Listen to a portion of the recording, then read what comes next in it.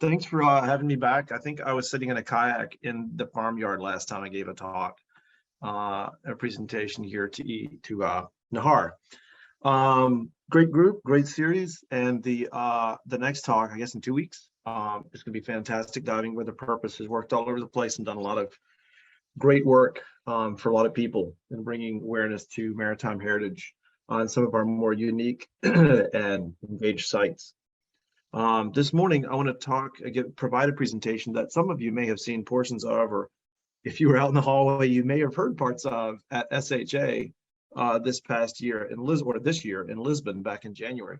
But it's a distillation of work that is ongoing here in Virginia that is partially a product of damage done by hurricanes Michael and Florence in 2018. And there were remediative funds that were provided by the National Park Service under the auspices of the emergency supplement to the Historic Preservation Fund. So we all know that the ESHPF is a basic provider of funding for various initiatives to all state SHPOs. And then when there is an emergency or a disaster declaration made for certain events, then the National Park Service can issue emergency supplemental funding to that program. So the ongoing work that the Commonwealth is involved in right now, and I would argue is about 2/3 of the way done in terms of river survey, is something that got going really about 2 years ago, and really 3 years ago in a pilot study that I was a part of that DHR funded, that then turned into a number of variations on the theme of the pilot study that have been undertaken across several waterways here in Virginia, ranging from the New River in the far southwest all the way to some of our waters here in the Piedmont.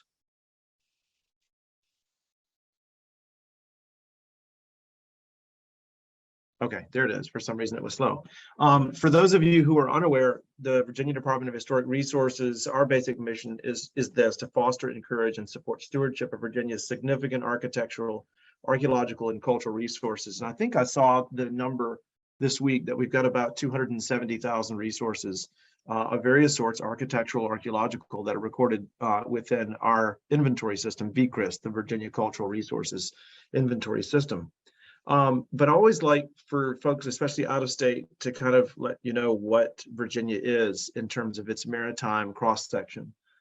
We've got a little over 2 million acres of submerged bottomland, so that includes everything from offshore of our eastern shore, Virginia Beach area, the Chesapeake Bay, our major rivers, the James, the Rappahannock, the York. We do not actually include any of the Potomac in Virginia. But then all the way into our uplands, we've got, as you can see here in the background image, a lot of submerged lands. So about a little under 8% of the state is submerged. And so you can imagine how much of our cultural heritage has ended up in the water, either on purpose or as a product of flooding, erosion, or channel movement. The ESHPF program itself, as I mentioned, is disaster assistance funding. And for the Hurricanes Michael and Florence program, there was, or relief program, I should say, there were 52 eligible counties and cities. I'll show you the map of that here in a minute, and you can kind of connect the dots and see where the swath of damage occurred. But both of those storms happened to coincide with an extraordinarily wet year anyway.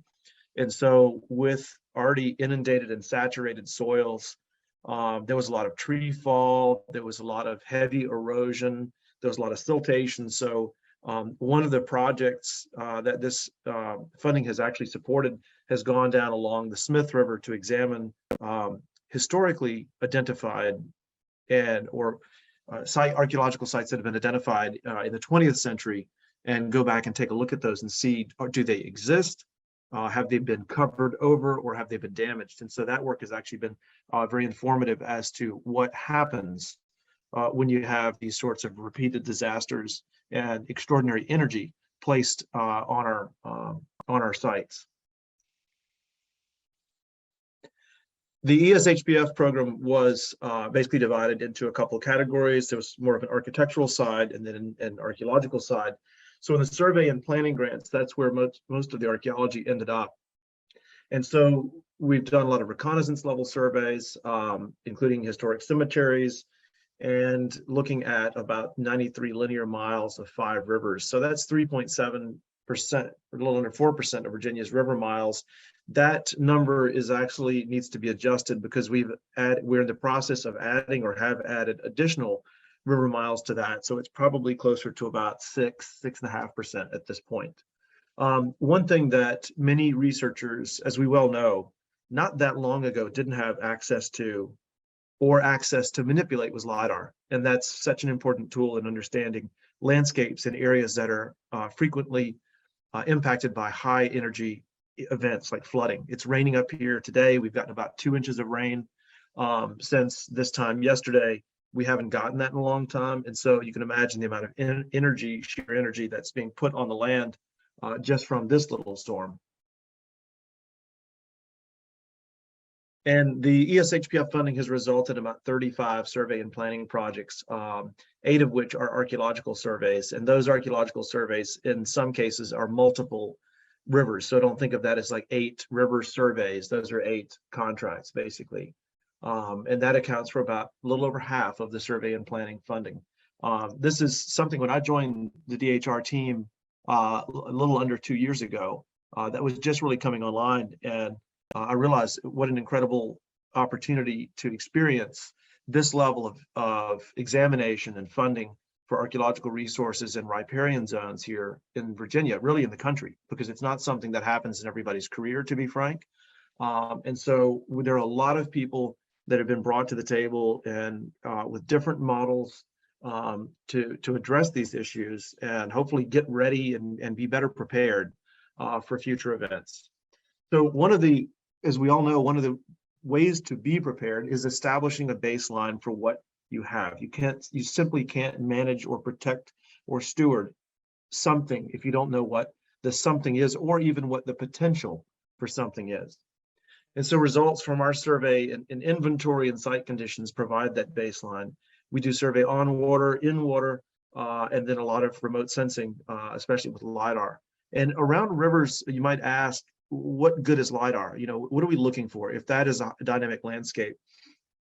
But simply put, especially in the inland zones, LiDAR is probably our most powerful tool, because that is what tells us where historic road traces went down to historic ford sites, where mill races, all sorts of architectural, I don't want to use the term debris, but, you know, piles that we can identify foundations or modified landscapes. And that's just simply something that we didn't have easy access to, as I mentioned 10 years ago, that now can extend the boundaries of our survey and the scope of our survey well beyond the riverbank itself. It also can provide really good modeling for what these rivers have done historically, and creeks as well. We have lots of navigable creeks here in Virginia. And in several cases, we've noted where historic diking of farmlands, largely relating to the early 19th century, and in some cases, the 18th century, has actually noted where creeks have jumped their banks and changed course dramatically in the 20th century or the 19th century. And so that, again, is all a product of LiDAR. And at the bottom there, you'll notice the mention of SCARP and Cherish. I was fortunate to join a very invigorated and engaged group of folks this past fall that are doing great work throughout the UK, throughout Ireland, and other portions of Europe that are dealing and trying to grapple with coastal change and in some cases riverine change, and be able to do volumetric measurements of sites as they change, and also track migratory cultural materials. Here is the map I promised, and you can see that blue, green, yellow swath basically going from the southwest to the northeast. Y'all probably remember that hurricanes Michael and Florence made landfall in the Gulf of Mexico. And in most of Virginia's bad hurricanes, like Camille and like Agnes do this, they make landfall in the Gulf of Mexico, sweep up to the middle of the country, calm down, rejoin energy from the north, and then kind of spin back up into a new and different but dangerous system. And so we had a lot of bad flooding from both of those storms and a lot of wind damage. These red areas are areas highlighted where ESHPF survey and planning projects are going. And again, like my percentage earlier, there are additional red dots that I need to add to this. But one thing I like about this is, and this is actually partially thanks to Hurricanes Michael and Florence, not that I ever thank a hurricane, but they have enabled us to have a very broad approach to this. It's not where you might have a disaster from a tornado or a very focused event. This is a very broad regional event. It is affected at least 3 physiographic regions of the state. And you can see all the way from basically the foot of the Alleghenies through the Blue Ridge into the Piedmont down to the Tidewater. So that is, as science nerds, a great sample size for us. The baseline that we had was generated by the man here in the orange shirt. His name is Bill Trout. He still lives in just north of Lynchburg, Virginia. And since the 1950s, he's been on in by reading about or writing about Virginia's inland waterways and navigations. At this point, I think he's published, along with the help of others, about 18 atlases, 12 or 14 of which are on Virginia. And he's definitely in the top 5, if not the top 3 or 1, for the number of archaeological sites that have been recorded with the Department of Historic Resources. Bill not only paddled and took pictures, but he took notes, and he came back and he documented these things with the state to make sure that we would have an enduring record of that, and that record has become sort of a legacy. And so I talked with Bill several years ago and realized what he had already known and what I had suspected, which is that his work, while great and foundational, needed additional investigation. Number one, even if he had been able to see 100% of what was available to him during his surveys in the 60s, 70s, and 80s, and even early 90s, the rivers have indeed changed. Things have become exposed and covered up, and we have new technologies to bear, everything from drones to LiDAR. And so Bill was enthusiastic, unlike, I was very happy that was the case, because some people can be very protective of their work and think of it as having been complete. But Bill recognized that these atlases were really the start of a conversation rather than its conclusion. And so he was very supportive, and still is, in helping us go out, as you see here. And this was part of the pilot study for some of our ESHPF work, in recording sites that were very different than what he was able to see before, and broader landscape approach. Here's some LiDAR. And this is one of those cases where we've got a historic jump of the channel of a navigable creek. This is Flat Creek. You can see it there sweeping kind of from the lower right to the left center, kind of bowing over there in the picture. And then if you look at that little oxbow in the upper left-hand corner of the picture, you can actually see historic diking, that kind of sharp linear line, and then historic plow scarring there that has indicated a change. I think we can date that to probably 1820 or 1830.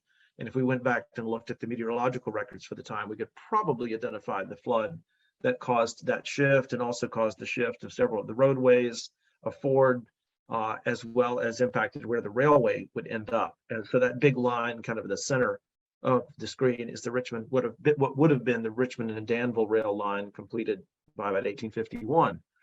It also showed us, oddly enough, as you well know, a lot of projects kind of lead you down rabbit holes. That one in particular indicated the presence of 3 Civil War fortifications here in Amelia County. I'm not a Civil War nut, not a fort nut, but what I was informed is that these are really odd and very different, completely radically different than all of the other Civil War fortifications in the state, because they were designed and constructed by a Prussian military engineer who had just moved to Virginia, and they indeed involve medieval designs. They were never actually used or fought over, and they're hiding in plain sight in the woods. Nonetheless, something that was involved in that project that has had ancillary benefit to the community. Another ancillary benefit was the documentation of the county I live in, Amelia County's final standing mill. The structure seen here on the right, Clementown Mill. And I'm really glad that we were able to document the mill itself. There is a large methane regeneration plant that's going in about a half mile away from this structure. And there was talk this past week with the Planning and Zoning Commission that the road that goes literally within feet of this mill, which has mostly since collapsed in terms of the wooden structure, but that road may need to be realigned, and I see a lot of future peril to the industrial slash agrarian slash community landscape, quasi, not urban, but community landscape that formed around this mill, as was often the case in the 19th and early 20th centuries. So again, another ancillary benefit to that work. Moving on to the actual ESHPF work, one of my favorites is the Bannister River Survey, and this is work that's actually going to continue this year. Our contractors with a survey company named Hurt and Profit went out. Here they are standing in the Bannister River, recording one of the better sluices that was identified there. And while a lot of fish weirs and sluices have been discussed and recorded by Bill Trout and others, no one was mapping them. And gosh, how important. I mean, that's what we do as archaeologists, is go out and document and record. So only we had a few pictures, but in most cases, just notations. And so, these are pretty resilient structures. But I'll also tell you that something I've learned fairly recently that was really eye-opening is that after Hurricanes Camille and Agnes, I will bet you a huge percentage of Virginia's weirs and sluices were destroyed. And it wasn't by Hurricanes Camille or Agnes, it was the human reaction too. There's a documentary I recently saw produced in the 1970s, which was basically a commentary, not a positive commentary, on the process and the practice, really kind of the vogue practice of channelizing rivers and streams during the 1970s.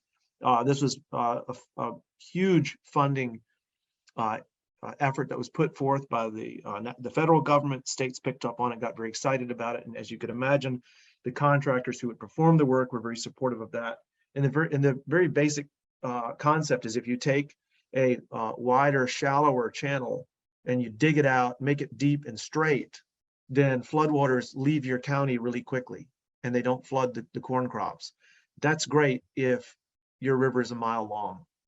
But what ends up happening is that floodwaters don't get diverted into nearby forests for slowing down and absorption, but rather get focused on everybody downstream. And so, as you can imagine, the energy is intensified, it's increased in its duration as well. And the siltation problems, the erosion problems, and downstream flooding problems became endemic. An example of that is the Port of Richmond was reduced from 25 feet of draft to 6 feet of draft in 3 days in the late 1970s because of channelization upstream. Physically, what channelization means is putting bulldozers in our creeks and rivers and streams and scouring them out, getting rid of all the rock and all the obstructions and deepening them and making them more narrow. So imagine the structures that we lost, as well as the bank line structures, because often that meant resculpting of bank lines. So this ESHPF work has been revalued, in my opinion, by having been made recently aware of the travesty that was channelization back in the 1970s. Picture here of White's Mill at White's Falls on the Bannister, another example of something hidden in plain sight. A rare example of a late 19th century mill, heavily modified in the 20th century, but it hasn't been pilfered or flooded away. And so you've got all three forms of power there sitting beside the Bannister. We moved over to the Dan River. The Dan River flows, it's not in the James River or Chesapeake Bay Basin, flows down into the Albemarle Sound, but was a heavily used river, both during the pre-contact and historic period. The Dan River itself has incredible native sites along it. And in fact, here we're looking at a double weir. There's one in the foreground and the one in the background. These are, I have guessed, and this is not a scientific guess, but based on some 19th century letters, correspondence, notations, and maps, that many of the fish weirs that we see today are historic modifications, readaptations of pre-contact fish weirs. It's working in rivers is all about location, and so location. So I imagine a lot of these are basically traditionally used areas that have been continually used for hundreds, if not thousands of years. This survey resulted in 33 sites recorded in Pennsylvania County. Let's see here. In most cases, in the surveys that we've done, as you'll see through our numbers, we have at least doubled the number of resources in a survey area. And they range widely. The resources can be anything from a fish weir to a ford, to historic bridge abutments, to this kind of weird thing. But these are 1930s and 40s cars that have been smashed into the bank line to protect a pipeline crossing that was put in back in, I think, the late 50s or early 60s. Archaeologists 100 years will have a ball with that one. But it's literally hundreds of cars eroding out of the bank, to these historic aqueducts that were put in, and bridges as well, that were put in by canal companies and railroads. Another example of hidden in plain sight, this is in the middle of South Boston, the wall of a mill complex and a 200 and some year old dam, I think it's 210-year-old dam, right in the middle of downtown South Boston, and again, hidden in plain sight, not something that had been recorded, and now it has. We looked at the Appomattox River, which has had probably more recent documentation prior to the ESHPF survey that was completed last year. So this was the only place where we didn't double the number of sites, and that's mainly because there has been so much effort been on that area recently. But that being said, one of the benefits to the ESHPF work there in the Appomattox was twofold. One of which was we were able to document that there is simply more left of many of the sites than convention had led us to believe, as well as the local community had led us to believe.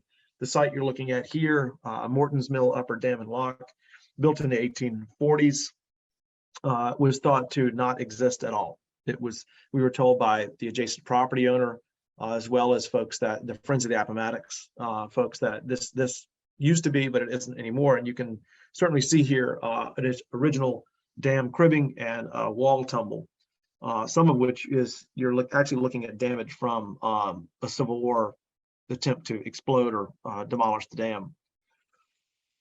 We did as much documentation in that area as nature would allow. Here's another bypass canal that you're looking at, Prince Edward Mills Diversion Canal and Lock. The Lock structure, or what's left of it, is there in the foreground, the rock pile. And one slide I don't have in here, I need to make, is a LiDAR image of a canal, a private canal. And it is one of, I think now, 2 of those that I have been able to identify, or we have been able to identify here in Virginia, that have not been addressed in any of the literature or studies that I'm aware of. And this is where a plantation would basically dig their own canal into the plantation as kind of a private port, when they would own their own mode of transportation, a bateau, or a series of bateaux, a flotilla of bateaus, as a place to keep them safe from floods, and simply just have a place to load them and unload them and store them when not in use. And we did identify one of those in this project. Moving a bit farther to the west, the beautiful New River, aptly named because it's also the oldest river in the world, I read. This flows ultimately past, or contributes water that flows ultimately past New Orleans. So this, we're looking at the ultimately the Gulf of Mexico drainage, but the New River dumps out of Virginia northwards into West Virginia. Beautiful upland river, historically navigable. And then this mill complex here, or a mill complex that's just out of the screen here, was provided power by this 36-foot head dam at a place called Freeze. It looks like Fry's, but Freeze, Virginia. And just below Freeze, you see one of the prettiest fish weirs that we've come across, about 330 feet wide. This one was recorded in VCRIS, and I suspected that, and it was the only one for many miles up and downstream that was previously recorded. So we went back, took a look at it, and suspected that we might be lucky and find a few more, and find a few more we did. In fact, we found these 2 below the Route 93 bridge, once again hidden in plain sight. You know, I would find these in the field, and I said, we've got to be looking at VCRIS. This must be in there. This can't have been ignored for so many years, but indeed there it is. You can see another picture of them looking to the north. and the two V structures in the water. Another type of interrogation of the waters that we brought to the project was what I call over-the-counter sonar. This is a side imaging unit manufactured by Humminbird. This is what many bass boats, frankly, use now. And what we've experienced in the past 10, 20 years, excuse me, is a democratization of water exploration. I mean, it used to be that to have a sonar, you would have letters behind your name, institutional military affiliation, and now all you have to have is a Costco membership or walk into Bass Pro. I mean, that in some ways is good for us because it does make some technology more available to limited budgets.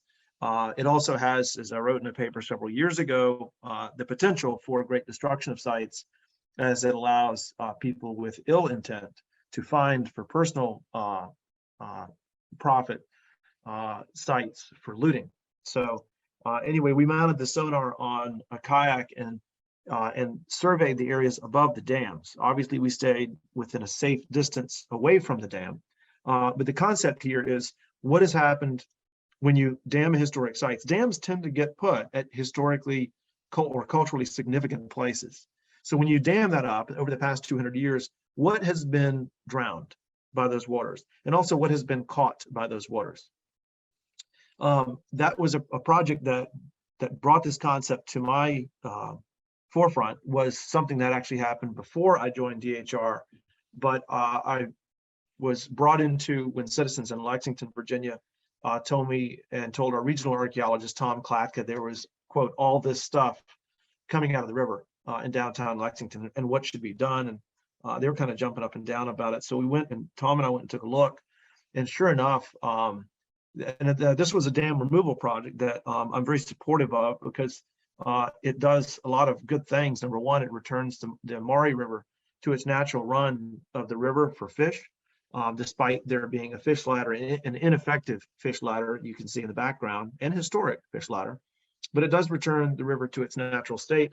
And at the same time, exposes all of the things that this dam had flooded and captured. You know, dams are good at holding things like water, but they also catch and hold things like this little unique ferry.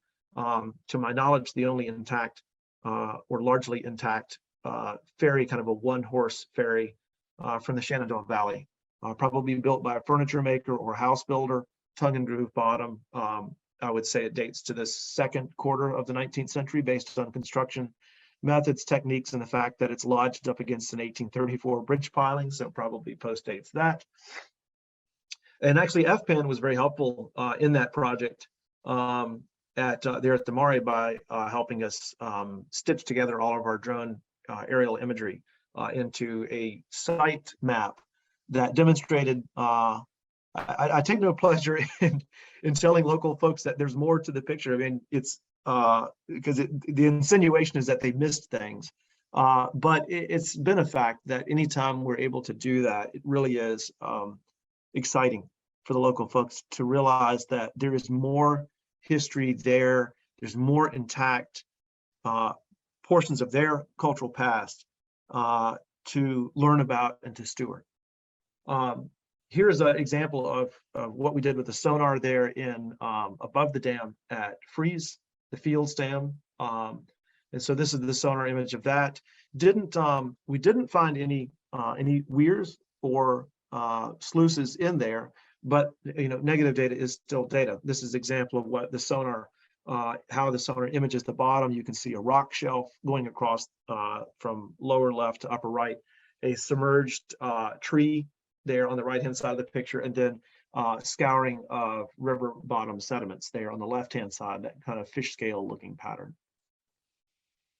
And then here's the area above the Freeze Dam. Excuse me, the previous one was the Fields Dam. This is the Freeze Dam. The areas where there are gaps are actually where it was too shallow to survey, or the river was too choked by hydrilla, or a type of in-water weed.